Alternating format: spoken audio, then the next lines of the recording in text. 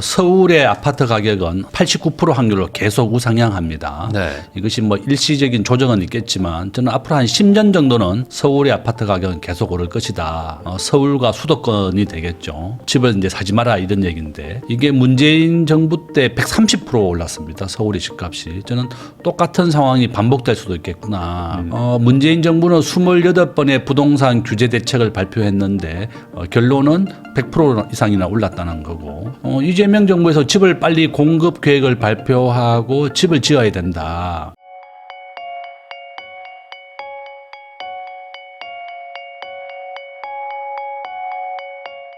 안녕하세요. 부익남TV의 부익남입니다. 오늘은 세종대학교 김대종 교수님을 모시고 최근 경제 상황과 다양한 부동산부터 주식까지 이야기 나눠보도록 하겠습니다. 교수님 안녕하세요. 예, 안녕하십니까. 예. 네. 교수님 또 지난번 나오시고 나서 네, 그 사이에 또 많은 일들이 있었습니다. 예. 지금 환율도 올라가고 예. 그리고 부동산도 지금 난리가 나 있고요. 예. 또 거기다 또 이제 주식도 4,000포인트 막 넘어가면서 예. 여러 가지 좀 여쭤볼 게 많을 것 같아요.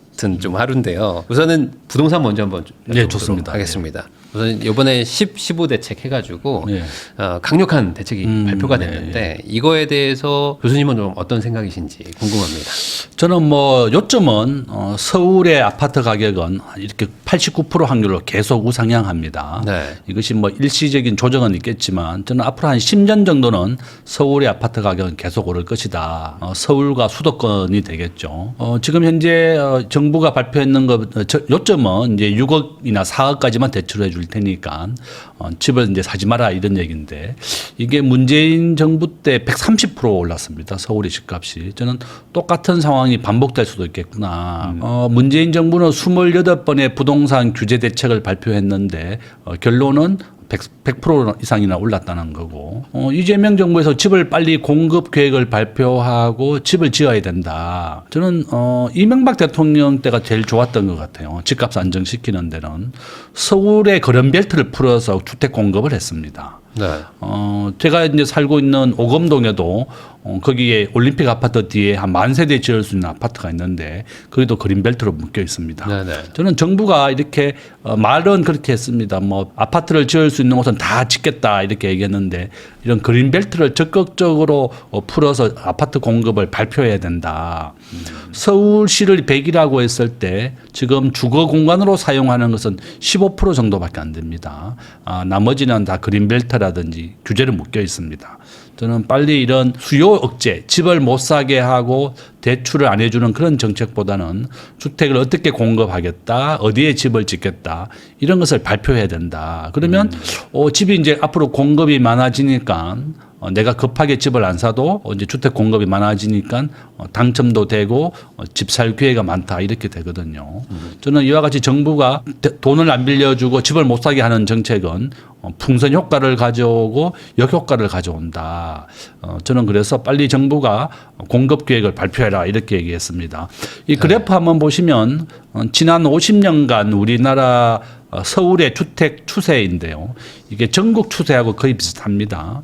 전국이나 서울이나 거의 비슷하다 이렇게 보시면 되겠고 이게 1980년을 이제 시점으로 86년부터 했는데 최근 50년간입니다. 그래서 일시적인 조정은 있겠지만 장기적으로는 계속 상승한다는 것을 보여주고 있습니다. 이게 그래프에 보면 R 스퀘어, R 자성이라고 되어 있는 것이 89.44입니다. 네. 요점은 89% 확률로 계속 오른다 이런 것을 보여주고 있는 겁니다.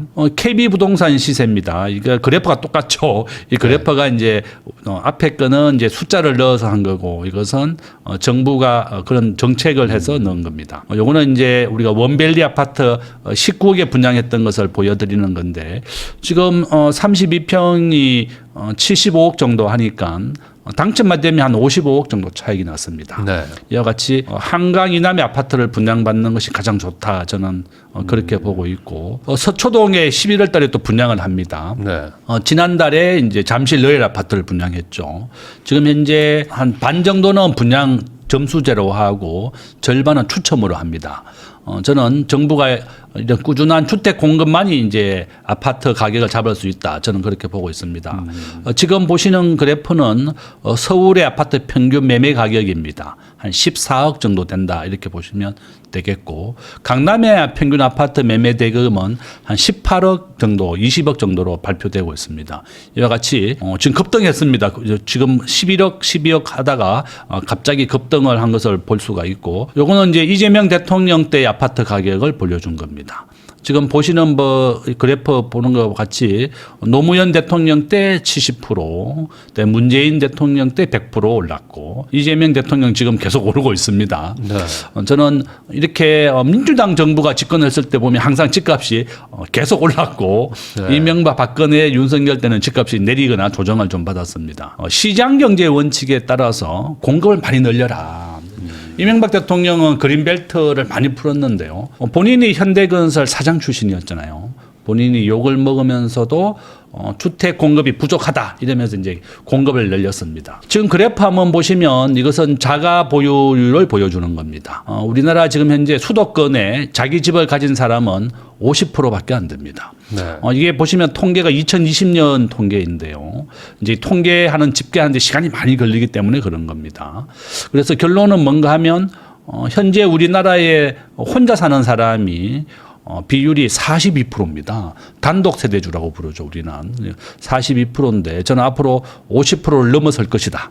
혼자 사는 사람은 이제 비율이 넘어갈 것이라고 보고 있고 두 번째 원인은 우리나라에 현재 있는 외국인이 275만 명입니다. 네. 매년 30만 명씩 신규로 유입이 되고 우리 경제학자들은 앞으로 750만 명까지 외국인을 받아들일 것이다 이렇게 보고 있습니다. 네. 전체 인구의 현재 5%가 외국인이지만 앞으로는 그 비율을 우리가 15%까지 늘려야 된다. 그러면 네. 750만 명, 500만 명을 더 수용해야 됩니다. 우리가 저출산을 막기 위해서 생산 능력 인구 또 소비의 인구를 늘리기 위해서는 외국인을 받아들여야 되고 독일이 현재 전체 인구 20%입니다. 네. 유럽이 15에서 22다. 우리나라의 적정한 외국인 비율은 한 15% 정도 될 겁니다. 그러면 서울의 수도권에 집이 부족해질 수밖에 없다. 그래서 요점은 이렇게 그린벨트를 풀어서라도 주택 공급 계획을 발표하고 이명박 대통령 때처럼 그린벨트 착공이 빨리 들어가야 됩니다.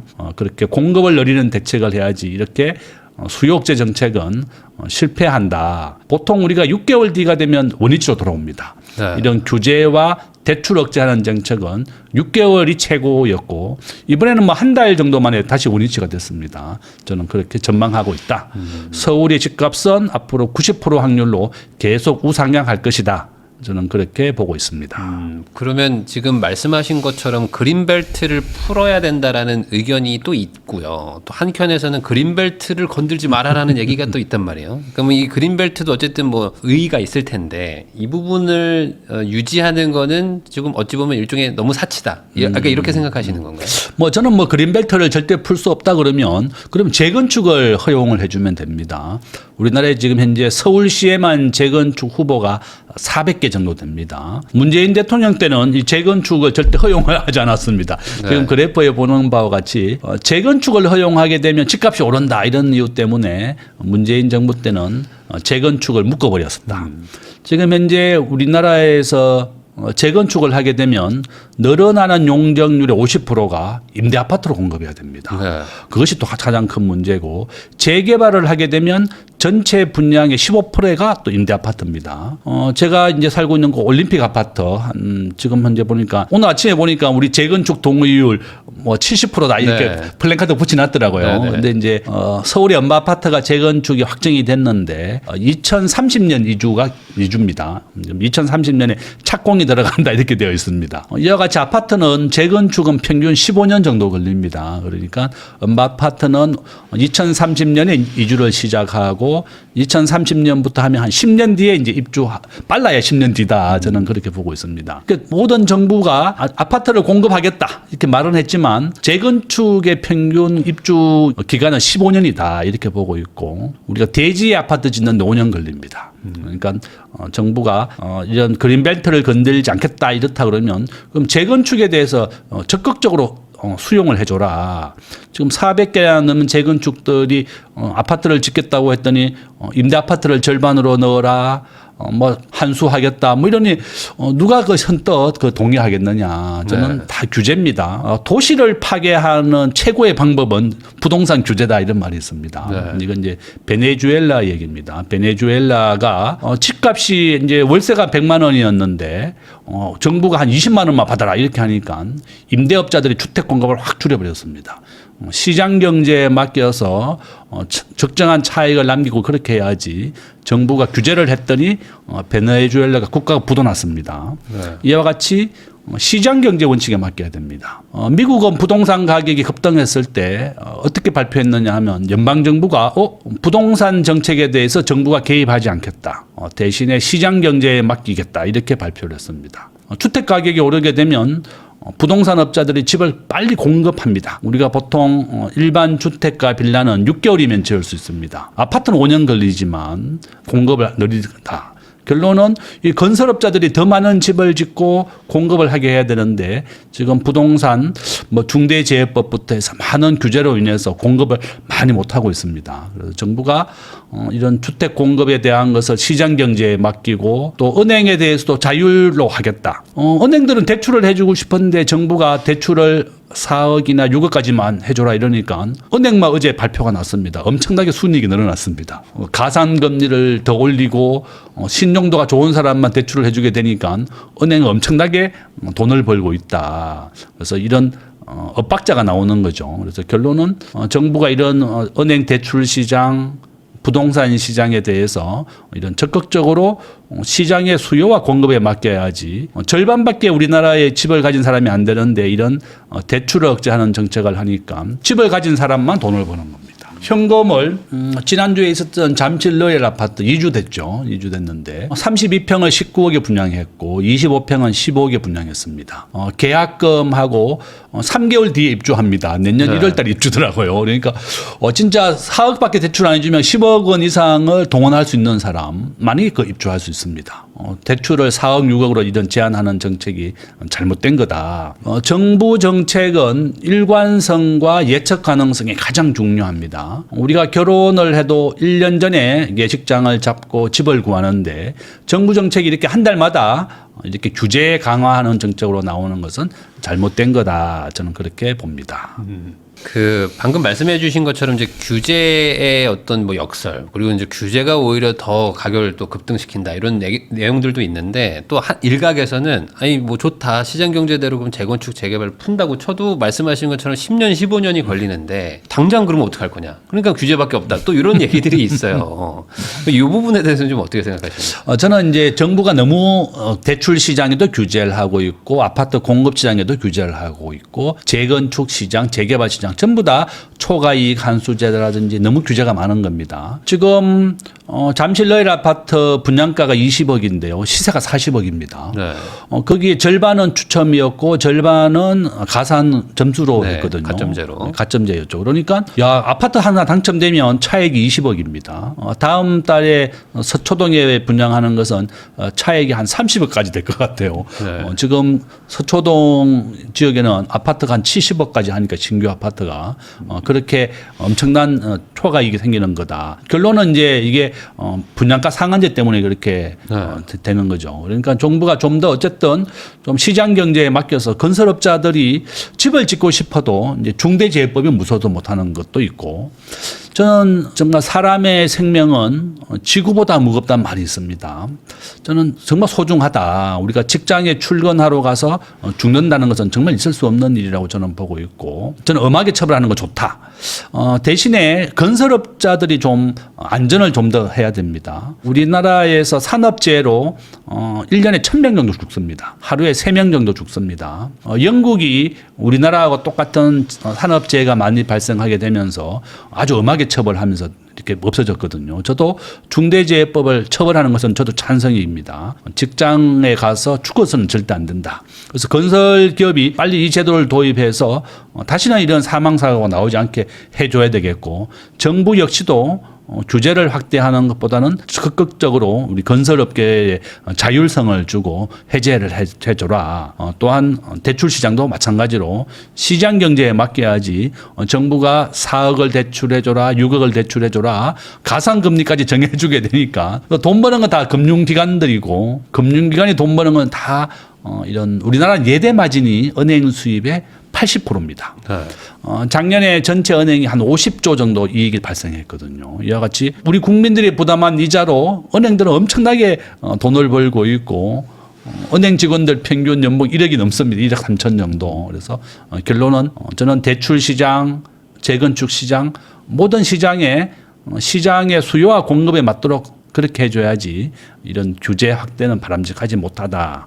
저는 그렇게 말씀을 드립니다. 방금 이제 교수님께서 그 건설업에서 이제 산업재해나 이런 것들로 사망 사고가 일어나지 않으면 좋겠다라고 말씀해 주셨는데 아마 모두가 다 그런 걸 바라지만 어떤 산업의 특성상 또 구조적인 문제들도 있을 수 있잖아요. 예. 방금 말씀하신 것처럼 그 레미안 짓는 삼성물산도 제가 알기로 한 2, 3일 전에 또 한 명 사망 사고도 났거든요. 그러니까 아무리 막으려고 해도 그러니까 어떤 개개인이 인간 그러니까 휴먼 에러 뭐 이런 걸로 실수도 있고 이러면은 그거를 이제 무조건 규제하고 뭐 형벌을 막 주고 하면은 공급이 안 되는 이 문제들도 있지 않겠습니까? 아, 그렇죠. 지금 뭐 포스코 UNC가 몇 달간 작업 중단이 됐습니다. 모든 건설 현장이 중단시키는 강력한 조치가 있었고 삼성 레미안이 제가 알기로는 3년 동안 없다가 이제 며칠 전에 사고가 났습니다. 삼성도 이렇게 전체 근로자들이 작업을 중단시키는 그런 제도를 도입해서 3년 동안 사망 사고가 없다가 이제 며칠 전에 이제 사망 사고가 났다고 들었는데 저도 정말 놀랍습니다. 아무리 대비를 하고 조치를 취하더라도 이렇게 사망 사고가 발생할 수밖에 없다는 겁니다. 저는 정말 최대한으로 노력을 해야 되겠다. 우리가 아무리 노력해도 어쩔 수 없는 상황이 있지만 저는 이러한 제도를 빨리 건설 현장이나 모든 근로 환경에 도입을 해서 안전이 발생하면 그걸 막아야 다시는 그런 일이 발생하지 않도록 해야 되겠고 레미안에서도 이런 사고가 났다니 정말 안타깝다. 정말 우리가 근로자가 직장에 돈 벌러 가서 죽는 일을 막아야 되겠습니다. 우리나라에 하루에 3명 정도 사망을 합니다. 정말 이 중대재해법을 통해서라도 영국이 이렇게 엄하게 처벌하게 되면서 한 80% 정도 사망사고를 줄였거든요. 네. 산업혁명 초기에 영국이 엄청나게 사망사고가 발생했기 때문에 그런 제도를 도입했었습니다. 우리나라도 이런 좀 엄하게 처벌과 동시에 기업들에 대해서 자율 규제. 기업들도 스스로가 이렇게 사망사고나 산업재해가 발생하면 더 큰 손해가 있습니다. 이렇게 더 안전한 조치를 해야 되겠다. 이렇게 부탁을 드립니다. 그러면은 지금은 어쨌든 현 정부는 규제 쪽으로 좀 가고 있잖아요. 그리고 아마 뭐 아직은 모르겠지만 또 다음번에 세금이나 이런 걸로 또 추가 규제를 지금 약간 예고한 상태인데 이대로 가면은 말씀하신 것처럼 집값 상승은 뭐 필연적이다 이렇게 해석을 하면 될까요? 저는 뭐 더 상승할 거라고 봅니다. 지금 그래프에 보는 것처럼 우리나라 자가 보유율 수도권 50%밖에 안 됩니다. 이게 2020년 자료이기 때문에 지금 단독 세대주는 계속 증가하고 있습니다. 이 당시에 단독 세대주 비율은 30% 정도밖에 안 됐는데 지금은 42%까지 늘어났습니다. 네. 우리 어머니 이제 90세인데 혼자 사세요. 문정 시형 아파트 혼자 사시는데 내 옆에 있는 교수님하고 얘기하다 보니까 자기 어머니는 98세인데 혼자 사신다는 거예요. 네. 야, 요즘은 100세까지 혼자 사는 사람이 살 수가 있고 또 젊은 서울에 공부하러 온 대학생들 다 혼자 삽니다. 뭐 기숙사에 살거나 단독 세대주가 있고 이와 같이 이제 우리가 평균 연령이 90세로 늘어나 단독 세대주가 50%까지 육박하게 될 것이고 세 번째는 이런 외국인 유입이라든지 이런 제도 때문에 늘어나고 있는 겁니다. 그래서 서울의 집값은 계속 90% 확률로 저는 오른다. 이것은 이제 지난 50년의 통계 자료입니다. 저는 뭐 제가 뭐 일부러 가공한 것이 아니라 이렇게 50년간 통계가 90% 확률로 오른다는 것을 보여주고 있다. 그래서 저는 정부가 이런 저는 계획을 발표해야 될 것 같습니다. 빨리 어디에 공급하겠다, 어떻게 하겠다 이런 계획을 발표해야 됩니다. 어제 제가 지하철을 타고 가던데 보니까 성남시에서 A 블록에 30년 임대 아파트를 공급하겠다 이렇게 발표가 난 걸 봤습니다. 저도 그거 보고 야, 이 정부가 이런 임대 아파트 30년간 해주게 되면 만약에 그 임대 아파트에 저도 한 10년 정도 살아봤어요. 임대 아파트에. 그랬더니 결혼하기 전에 10년이 임대 아파트에 살았더니 임대 아파트에 살게 되면 지금 당장은 굉장히 좋습니다. 보증금 1,000만 원에 한 10만 원 제가 한 15평에 살았는데 집값이 오를 때 자기는 하나도 그 혜택을 볼 수가 없는 겁니다. 네. 지금 서울시나 SH공사, LH공사가 10년, 30년 임대로 공급을 해주는데 돈이 없어서 이제 토지는 정부가 가지고 건물만 임대를 해주는 그런 형식인데 그러면 집값이 올랐을 때 그 혜택을 하나도 받을 수가 없습니다. 돈이 없는 상황에서 일시적으로 돈이 좀 모일 때까지 하는 것은 좋지만 무슨 그렇게 좋은 정책은 아니다. 토지 임대부 정책이 국민들의 자산을 형성하는 데는 그렇게 좋은 게 아니다. 그러니까 저는 가급적이면 정부가 선택할 수 있게 우리 개인들이 내가 토지 임대부를 하든지 아니면 분양을 하는지 그렇게 바꿔줘야 됩니다. 우리가 물가는 매년 한 2% 정도 계속 오릅니다. 그러면 부동산 가격은 2% 정도 올랐다 그러면 문재인 대통령 때 10%만 올라야 되는 건데 100% 올랐거든요. 그러니까 물가 인상보다는 부동산이 훨씬 빠르게 오릅니다. 그러니까 토지 임대부 정책이라든지 이런 임대 아파트 정책이 그렇게 좋은 건 아니다. 또 이렇게 말씀을 드립니다. 말씀하신 내용을 뭐 정리하면은 이 많은 분들이 지금 그 어떤 노인분들이 돌아가시고 뭐 아이들도 안 태어나기 때문에 수요는 감소한다. 근데 공급은 계속 되니까 결국에 시간 지나면 해결된다고 얘기한 게 잘못된 이야기다. 이렇게 좀 정리가 되겠네요. 그렇죠. 저는 뭐 서울의 집값 뭐 휴지 된다, 뭐 똥값 된다 이렇게 했던 사람들 보면 반대로 집은 계속 오르고 있습니다. 네. 뭐 조용하고 공기 좋고 물 좋은데 이사 가자, 뭐 구리 남양주, 뭐 분당 저 용인까지 내려간 사람들 다 손해 봤죠. 서울에 있는 저 압구정 현대 같은 경우 뭐 4, 50억 지금 넘었습니다. 제 친구도 이제 거기 살다가 한 팔고 이제 분당으로 이사를 가고 있는데 손해 봤다 그러더라고요. 압구정동에 30평이 있던 거를 좀 넓은 집에 살자 이렇게 해서 40평 분당으로 갔는데 압구정동에 계속 사는 게 훨씬 좋았다는 겁니다. 그래서 결론은 시끄럽고 교통이 편한데, 그죠? 그러면 강남 대치, 강남 서초동, 송파구 이런 데가 훨씬 좋다는 겁니다. 오히려 물소리, 공기 좋은 데 가면 오히려 손해보더라, 부동산은. 이렇게 볼 수 있습니다.